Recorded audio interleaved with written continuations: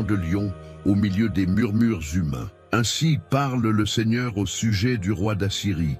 Il n'entrera point dans cette ville, il n'y lancera aucune flèche, il ne viendra pas devant elle avec un bouclier, et il n'élèvera pas de retranchement contre elle. Il s'en retournera par le chemin par lequel il est venu, et il n'entrera point dans cette ville, dit le Seigneur. Je protégerai cette ville pour la sauver, à cause de moi et à cause de David, mon serviteur. Cette nuit-là, tandis que les soldats assyriens dormaient en toute confiance hors des murailles, l'ange du Seigneur sortit, invisible aux yeux humains, mais aussi dévastateur qu'un feu incontrôlable, il parcourut le camp ennemi. Quand le soleil se leva sur les collines, il révéla une scène terrible. 185 000 hommes gisaient morts, sans que Juda ait tiré une seule flèche. Sennachérib se réveilla, vit la destruction et repartit humilié à Ninive. Là même, selon la parole du Seigneur, il tomba sous l'épée dans le temple de son propre Dieu.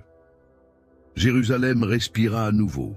Le peuple se prosterna, le visage contre terre, tremblant devant la puissance du Saint d'Israël. Ézéchias se releva, les larmes aux yeux, remplis de gratitude.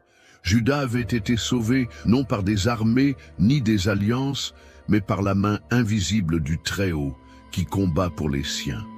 Mais les jours d'épreuve d'Ézéchias n'étaient pas encore terminés.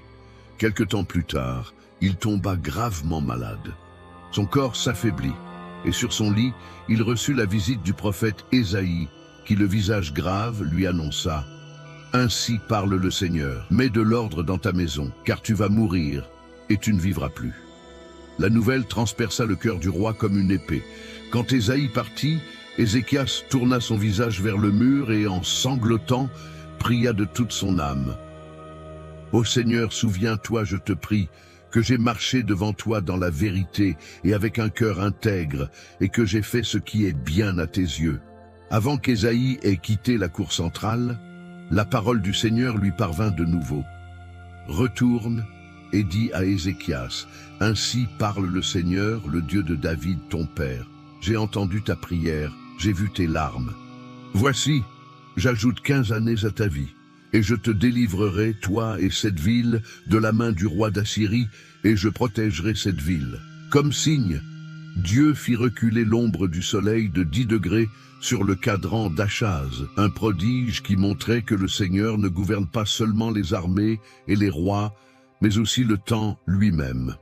Ainsi, Ézéchias se releva guéri. Jérusalem resta en sécurité, et le nom du Seigneur fut exalté parmi toutes les nations. Car lorsque l'homme lève les yeux vers les cieux,